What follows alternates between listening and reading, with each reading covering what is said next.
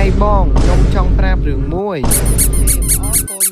mà đam hát cứ việc chạy nơiประมาณ ngày muôn á cứ nhom ban phao video muôi về tha ta là cái clap ban tụ sập oppo clap của ấy nó sao tập pi ngay trong khỏi ấy tia tê tha nhom trong ban tỏ đây vừa sập ấy trở nó ở cái này cứ nhom ban về tha bật sân là cái ban nó chuiของมันแผบnhom phong bởi nhom trong đang ở đỏm tha cái ban nóมีอารมณ์แบบแน่แต่วิดีโอเป็นดังซ้อนnó cái nàyกดbanชาติมาหอยnhomไปดาวชาติมาธรรมดาấy nó ở cái này cứชาติมาตามแต่ở cái này banเคยตามวิดีโอนึงมันตะโบไงกับbanชาติมาnhom thay hello bong trong praรឹងមួយให้បន្តមកទៀតជេយើងយកបដ ឲ្យអានខ្លួនឯងបានរកគ្នាខ្ញុំអត់អានទេព្រោះអីខ្លាចគេចោលបានតែឃើញអញ្ចឹងភ្លាមខ្ញុំក៏ដាក់ហាតគាត់បដ ឲ្យអ្នកគ្នាគាត់ reply ថាអីកើតអីគេនេះខ្ញុំអានអត់ដាច់ទេអូននឹងម្ដងជាម្ដងឈួតមិនទេរកគ្នាដូចមនុស្សឡប់សតិអីច្រើនហ្នឹងប្រាប់ខ្ញុំថាវាបានទូរស័ព្ទឲ្យបានជា diamond ហើយចូលហែងបានអត់អីច្រើនហ្នឹងគ្រាន់តែឃើញសារមិនដឹងភ្លាមគឺខ្ញុំជេយកហ្មងអីច្រើនអ្នកគ្នាយីមែនណាកូននេះឈួតច្រើនអ្នកគ្នាវាមានជ្រៀតនិយាយទេថាអញនិយាយស្រួលបួតាហើយស្រួលបួតាវាអញ្ចឹងអ្នកគ្នាម៉ែឲ្យវាអត់បដ អញ្ចឹងតាវានិយាយអញ្ចឹងឯងនិយាយថាអធិស្ឋានបន្តិចអ្នកគ្នាវីដេអូហ្នឹងមានពាក្យអសរោច្រើនតិចអ្នកគ្នាបើខ្ញុំចង់ចេញមកបលះអាហ្នឹងយូរហើយនិយាយថាមួយហ្នឹងអ្នកគ្នាវាឆ្លុះគ្នាខ្ញុំសុក